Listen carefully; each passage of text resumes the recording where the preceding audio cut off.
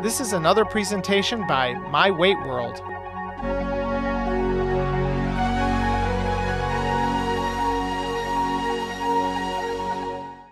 Exercise: Basic Principles for Beginners. The goal of this presentation is to introduce beginners to exercise. Throughout this presentation, we will discuss the benefits of exercise, important points for beginners to remember about exercise, where and how a beginner should get started, and basic exercises for a beginner.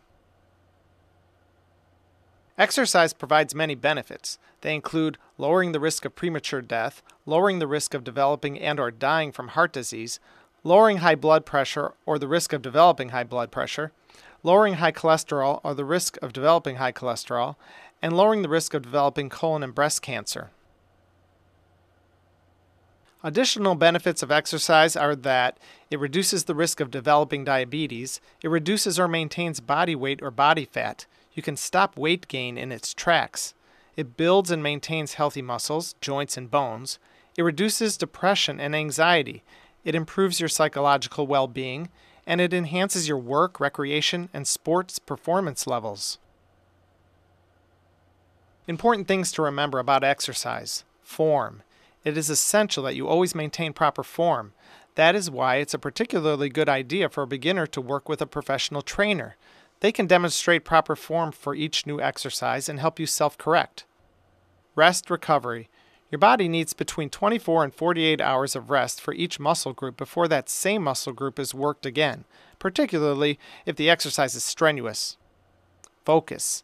It is absolutely essential that you pay attention to what you are doing so that you have proper form and avoid unnecessary injury. Goals. It is important to set realistic, measurable goals. For instance, a drop in inches or body fat. Make sure you set a date for achieving your goal. Remember, a goal without specifics or a planned date is just a wish. Stats.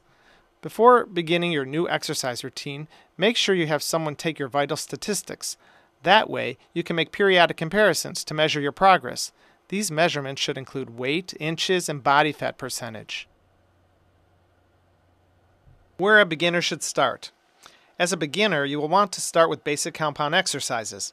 Compound exercises are exercises that move multiple joints simultaneously. Remember to keep the exercises simple and follow a basic exercise routine. All exercises should be performed in a circuit. This means repeating a circle of the same exercises with no rest between sets of exercises. You should perform one exercise and then move immediately to the next exercise. Perform the entire circuit of exercises and then repeat until you've completed the required number of sets for your specific routine. Each exercise routine should be comprised of a specific number of reps, sets, rest, and time under tension. Reps indicate the number of times you perform a single exercise. A squat, for example, with continuous motion. For example, if you do 12 reps of squats, you perform 12 consecutive squats in a row without stopping. Sets indicate the number of times you perform each series of exercises, which contains a particular number of reps for each exercise. For example, a set could include 10 reps of squats, 10 reps of lunges, 10 reps of push-ups, and 10 reps of pulls.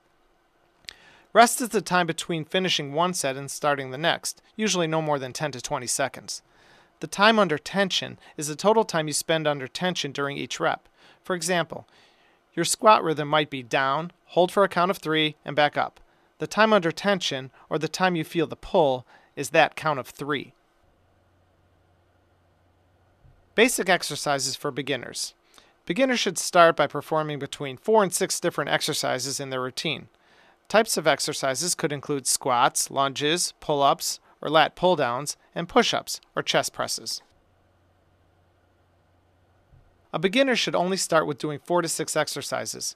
One of the exercises a beginner should do is a squat.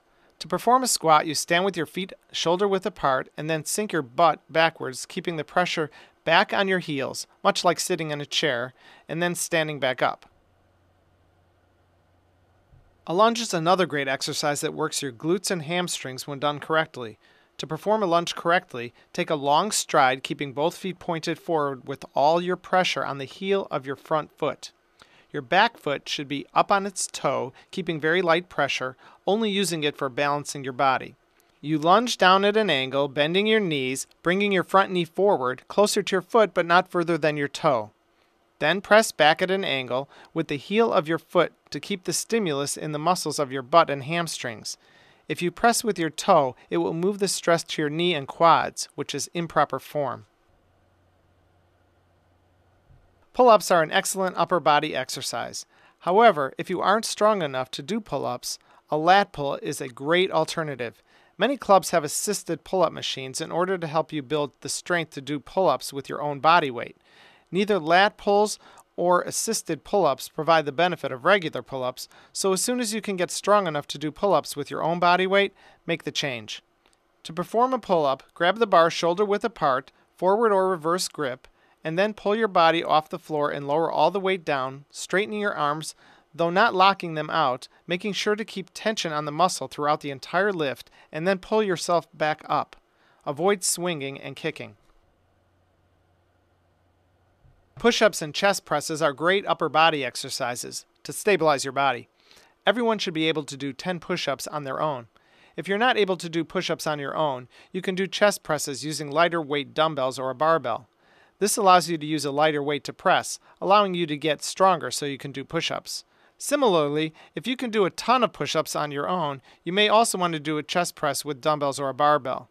This provides a heavier weight than your body weight, allowing you to get even stronger.